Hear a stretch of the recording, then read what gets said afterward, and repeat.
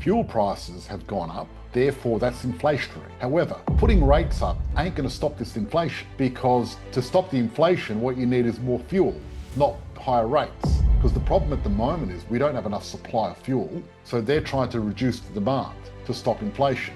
But fuel is essential.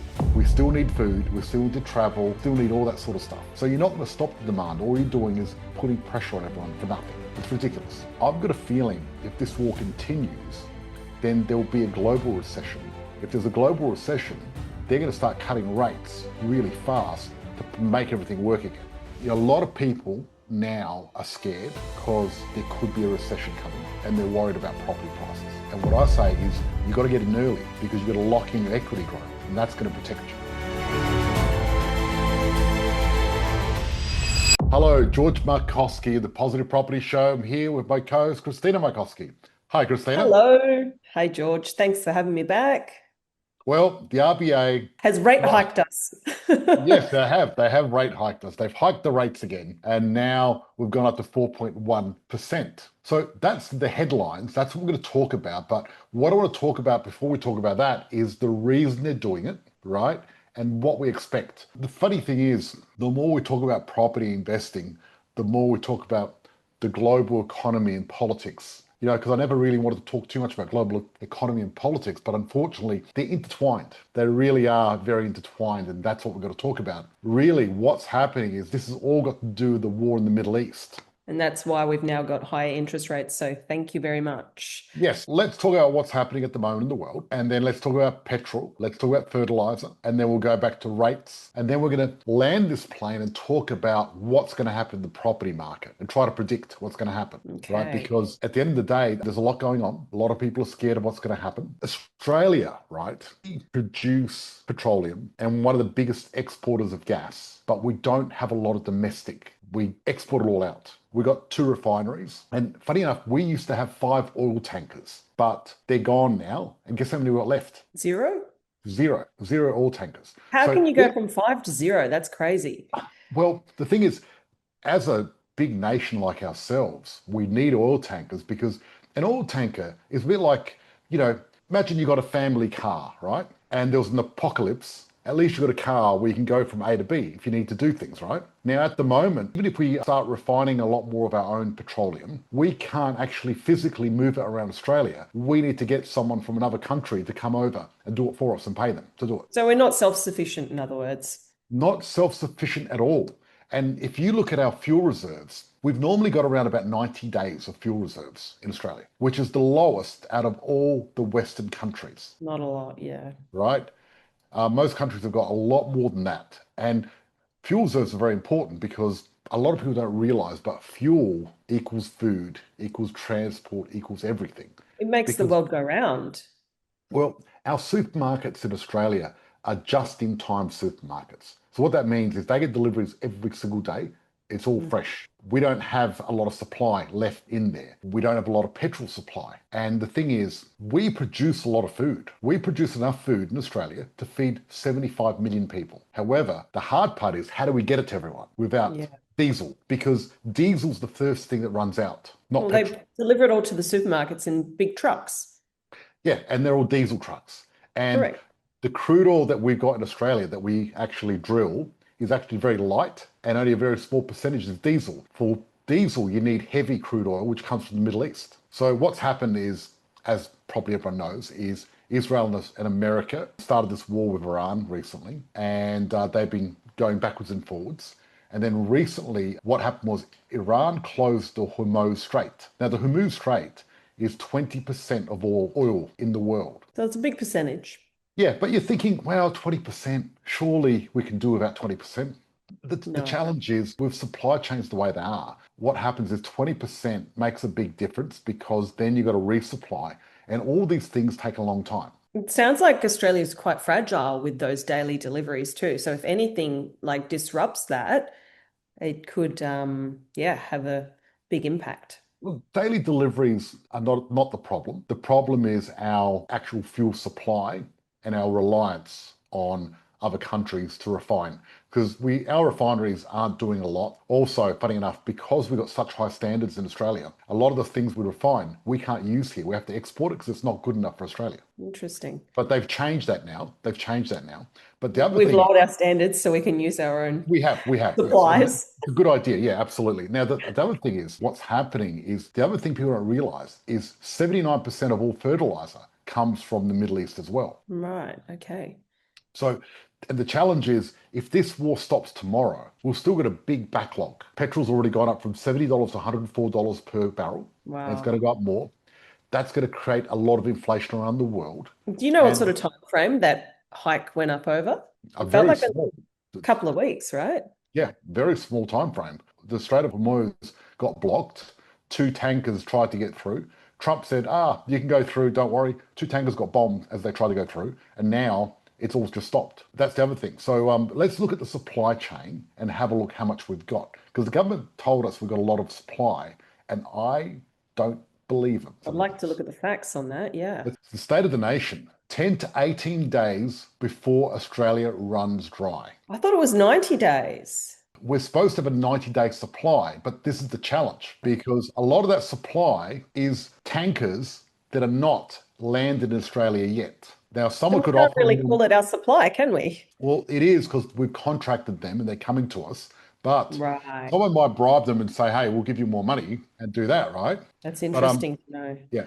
The Prime Minister told her Australia had 36 days of petrol and 34 days of diesel, the highest level in 15 years. Those figures include fuel sitting in vessels that can be diverted to whoever pays more. That fuel is not in Australian tanks yet. So adjusted for that, for 15 days of depletion, and at 20-30% demand surge from panic buying, the real numbers show we have about 2 weeks of fuel supply left, unless we ration and do things like that. So this is the pipeline. So the pipeline, even if they were going to restart the refineries in the Middle East, takes 1 or 2 weeks to restart the refinery, because you can't just turn a switch on and switch them on. There's a lot of stuff you got to do. This is very high pressure from, very high pressure oil underground. Then you got 3 or 4 weeks of loading, then 5 to 7 weeks of refining, and then the first supply shows up in 8 to 10 weeks. Worst case scenario. So we're looking at a 4 to 6 month lag getting here. It's a process. It's a process, but see, we get a lot of fuel from Thailand and China, but China have said they're not exporting fuel anymore. Thailand has stopped. I don't know what Singapore's doing, but Right. they've got force majeure.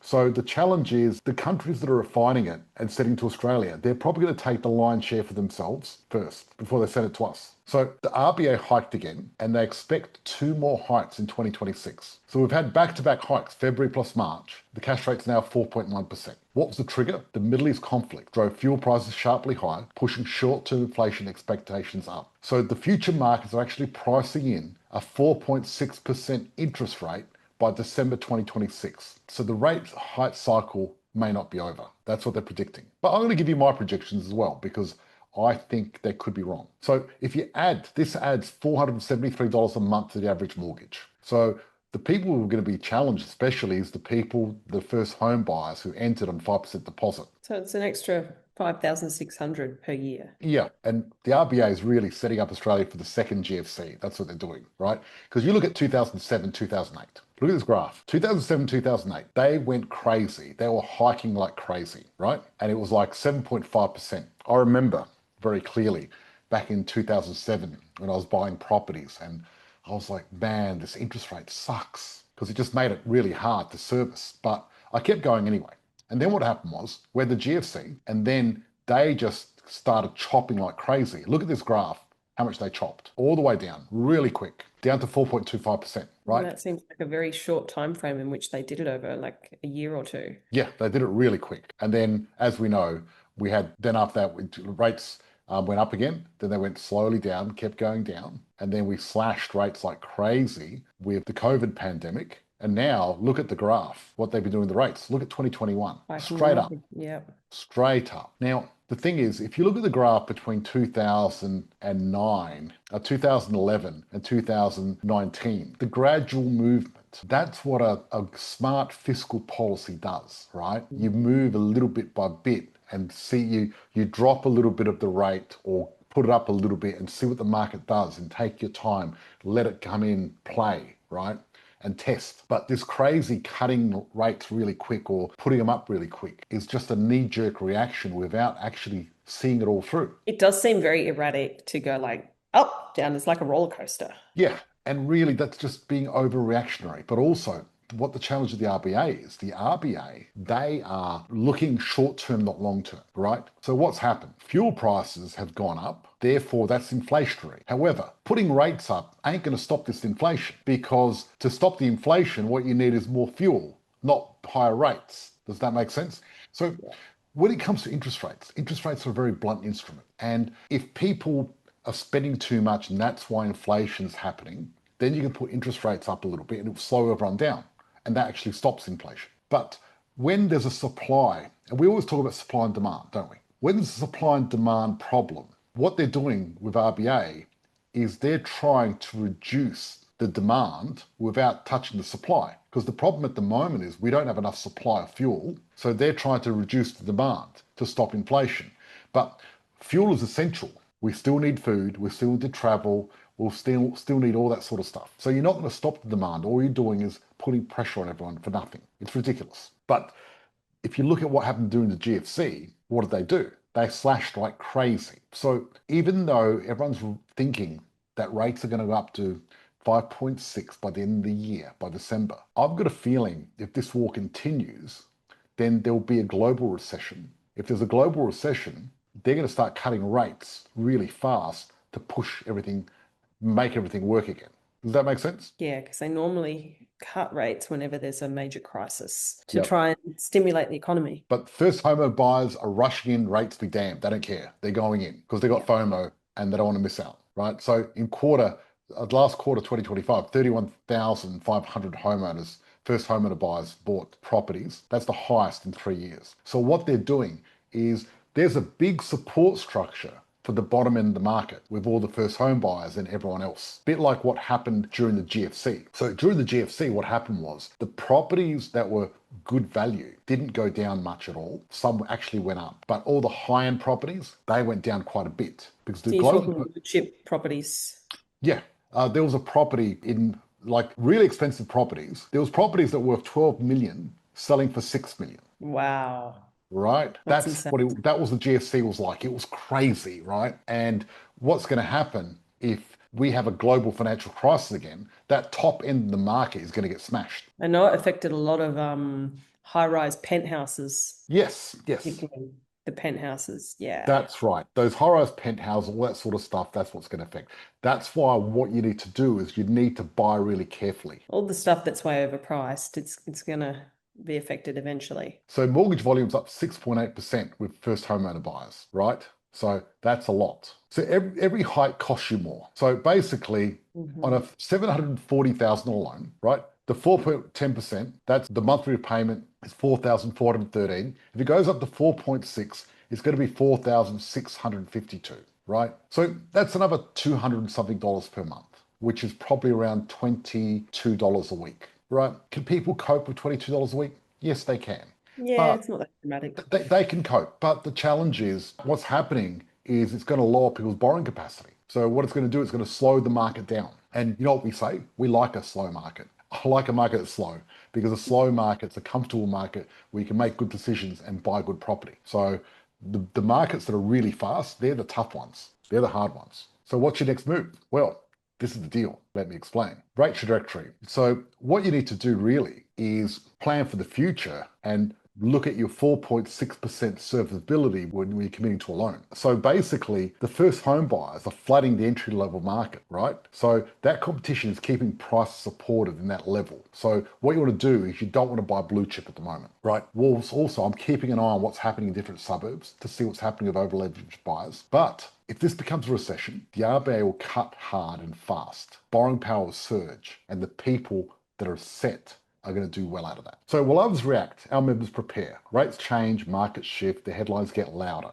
But we don't panic because we've got the right properties, the right structure, and the team that keeps them ahead of what's coming. So let's talk about some real investors here. Okay, this is Paul. Paul bought and kept Halibut in 2019 for $419,900. Deposit of $42,000, currently valued at $929,000. Current profit, 509,000, 1,212% return on his investment. He's a yellow belt. He's got 2 properties. Now, what I want to talk about here is, a lot of people now are scared because there could be a recession coming and they're worried about property prices. And what I say is you got to get in early because you got to lock in your equity growth and that's going to protect you. So Paul Look here. at Paul on one property, what he's made, $500,000. So let's say there's a correction and his property drops 10%, right? Which is huge. That's like worse than GFC, right? Then his current value would be 829,000. His current profit will be 400 and something thousand. Let me work out the calculation. 420,000. So is he still ahead? Yeah. Is he protected? He's ahead 400 grand. Yes, he's protected. And that's the thing. What happens is time in the market protects you. So there's 2 types of people in the property market. There's the people trying to time the market. They're like, okay, let's time it. And it's a classic because I saw this during the GFC and I saw this during the COVID pandemic. So the GFC hit. A lot of people were trying to time the market and waiting to get a bargain and trying to time the market. What did our group do? We were buying before the GFC. We were buying after the GFC because we just kept buying constantly and letting our properties grow. Now, these people that were waiting for the right time got caught unawares and missed out. Then COVID hit and a lot of buyers stopped buying in COVID. We kept buying because the principle is you got to constantly invest in long-term money. That's the way you make money. It's all about long-term. If you break this down and look at it from an annual perspective, George, so he purchased in 2019, it's now 2026. He's making an average of 72,000 per year extra profit. That's right. 72,000 a year. That's right. So 72 grand a year, that is someone's wage. Yeah. So he's literally got, and he's got 2 properties, just one of them. We should have showed both properties. So what he's doing, right? He's literally got his property going out, working a job for him and making him money, which is great. That's powerful. Yes, but on top of that, he's got 509,000 profit. Now, he put $41,000 in there. So he's got $550,000 equity. You know how much that is? That's around about $500 a week. So he's also making 25 grand a year on top of that 70 grand. So he's making around about 95,000 a year. Wow. And that keeps going up every year, right? Yeah. How did you get from the 72,000 to the 95,000? So what I did is got $42,000 deposit, 42,000, yep. 42,000 plus 509,100. That's 551,100 equity. Okay. Times around 5%. That's 27,555. So you're timesing it by the 5%. Yep, 5%. And I cut a couple of grand off just for expenses and everything else like that. So let's make it 25 grand, right? 25,000. And you said how much money? 72? Yep, 72. Plus 72,000. That equals 97,000 a year. Now, let's say there's a massive crash, right?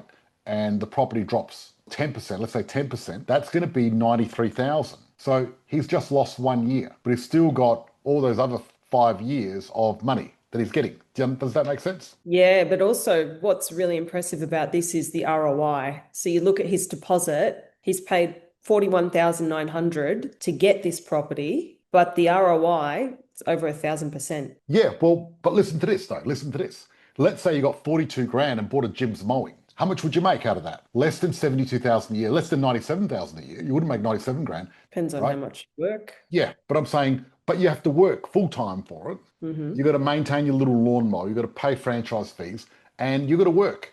But this, instead of buying a Jim's mowing, you're buying a house that makes you money instead. That's why property is so powerful.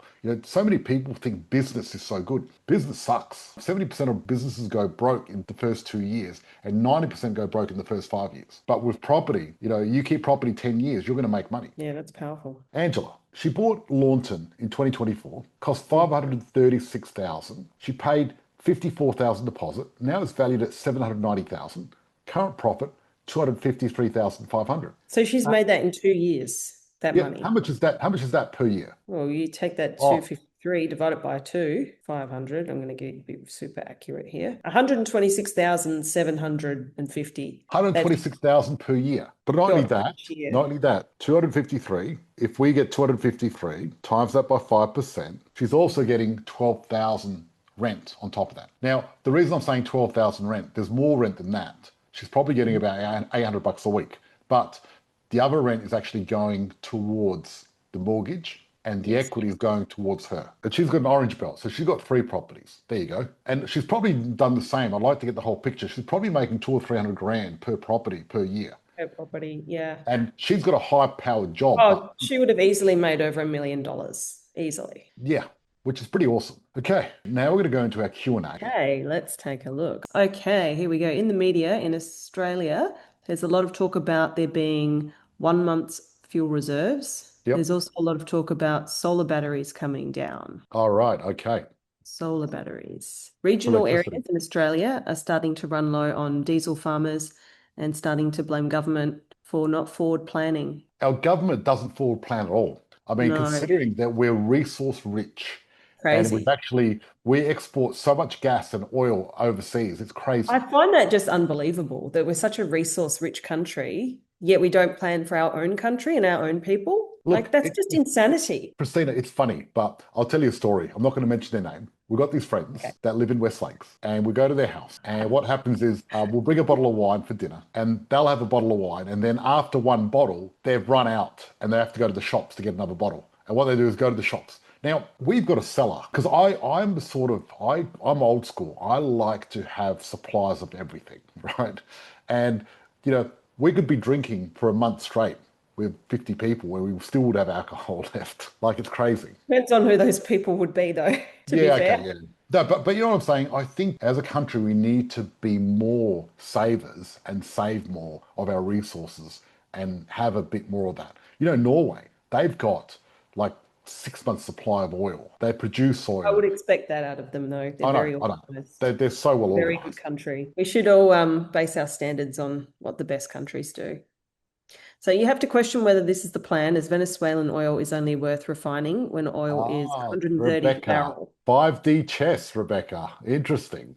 And look, well, Trump controls Venezuelan oil, and now he decides to attack Iran. And then they weren't attacking each other's, oil and energy sectors. But recently, Israel attacked one of the biggest gas fields in Iran. And America said, we didn't want them to do that and told them off. But who knows, maybe they asked them to do it. But that's interesting. And won't property values also go down in a crisis? It's possible, yes. And we did touch on that, particularly the blue chip. Yeah, look, it's possible for property prices to go down during a crisis.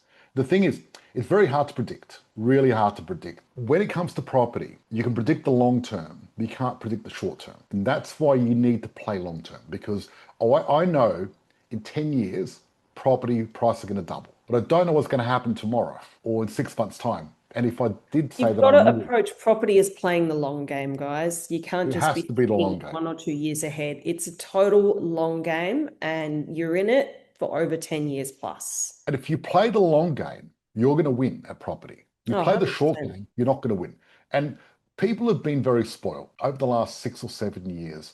You see people, they buy a property, goes up 100 grand, goes up 300 grand, 200 grand. It happens over and over and over, week in, week out. We've literally done thousands of properties over the last 4 years, 5 years, where every single one of them went up really quick. And we've been spoiled. Don't expect that all the time. But the one thing you can expect is property prices are going to double every 7 or 10 years. It'll still go up. It just might be a little bit slower. Yeah, exactly. But as long as you're playing for the long term, and if things go better for you, that's a pleasant surprise. But I bought many properties where they did nothing for a while. You look at Tedderson, right? When I bought that, right? So what happened was when we bought that, it was interesting because I saw this house and I really wanted to buy it, and it was an owner-occupier, so it's a bit different when owner-occupier to an investment because it wasn't the top 100 or anything like that. But I wanted to buy it.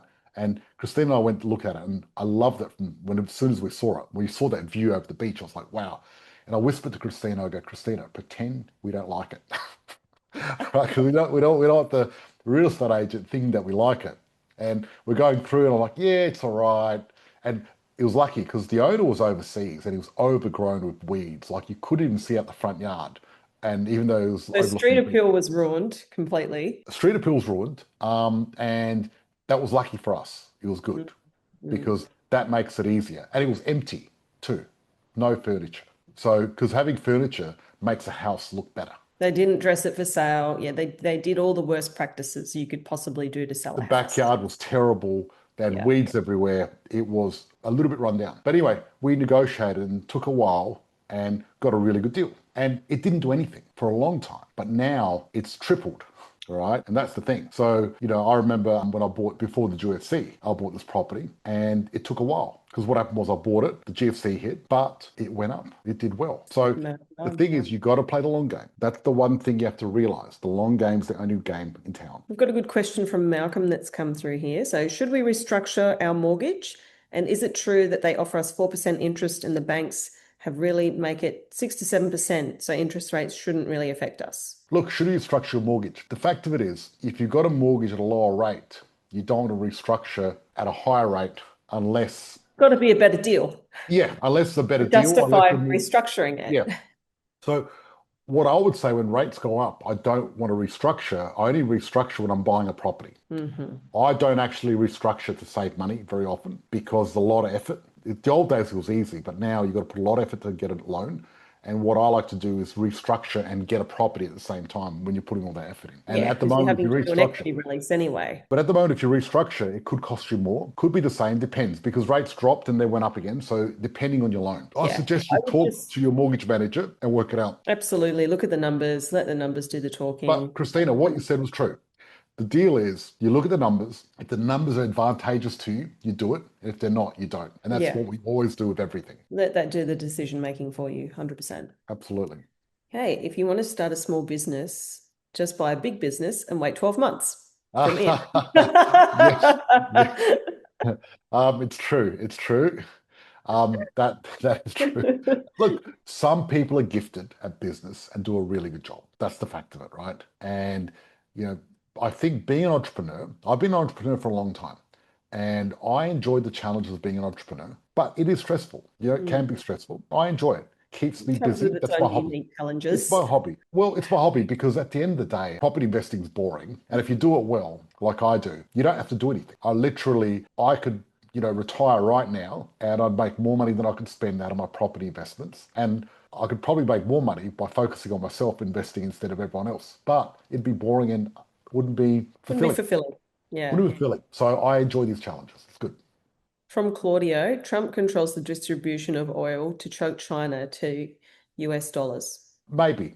What's happening at the moment, funny enough, is Iran and Russia are actually sending a lot of oil out and Trump hasn't stopped them because he needs the oil supply to keep going. Because people are going to get pissed off. Do you see Cairns being the next hotspot for properties? Look, I'll have to look at the chart. What I do is every quarter I go through the chart. We get the top 100. Our team looks for the 100 suburbs. Because what needs to happen is one, there's 15,000 suburbs in Australia. So we're going to narrow down the top 100 that have got the most potential. Two, we've got to find properties that are available in those suburbs in order to do deals. Because there's no point finding one or two properties in the top 100. We need to find 30, 40, 50, 100 to be able to do it. So there's a lot that goes into it. Yeah, absolutely. The Victorian government has eased the red tape for townhomes and low-rise development opportunities abound. Well, they need to because there's a massive shortage of supply. And what's going to happen is, the thing is, you look at the Gulf states, you look at Dubai and everything else like that, everyone's leaving Dubai, right? They're probably going to come here to Bali. Yeah. Do they actually rate us on a higher rate? By the time we're talking about Bali, we're actually in the middle of Nipi at the moment, which is silent day. And literally there's religious police going around. You're not allowed to leave the house. You can't have any lights on, no music, no nothing for 24 hours. It's supposed to be a day of meditation. Yes. And I did meditate most of today, but I had to keep my commitment and come live for 1 hour. Then I'm back to meditating. Lenders look at serviceability and add on a buffer of 2 to 3%, or should it be more, George? Yes, they do. So there is a buffer already. So at the moment, what I said about 4.6, the serviceability is actually a lot higher than that anyway. So they do put a buffer in, absolutely, which is good and bad. Look, I find... It can be a double-edged sword because they're being conservative, but sometimes they can be too conservative. Well, I'll tell you what, I like the buffer for the average person, but I think if you're a professional investor, if you know what you're doing, I don't want a buffer. You're a more sophisticated investor, I don't need a buffer. I want less buffer. See, in America, you can buy without the buffer at all. Like, remember Robert Kiyosaki when he bought that $30 million building at 2% interest for 30 years? Like, there was no buffer there at all, right? The deals you can do in America are huge.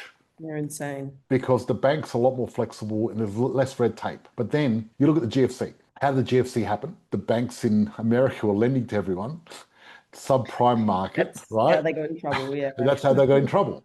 Now, Mhm. when you look at that, you look at Australia, our lending is very, very, very careful. Very conservative, very safe. Yeah, so our property market A lot of red tape. has got a lot of strength under it. There's a lot of Mm. strength.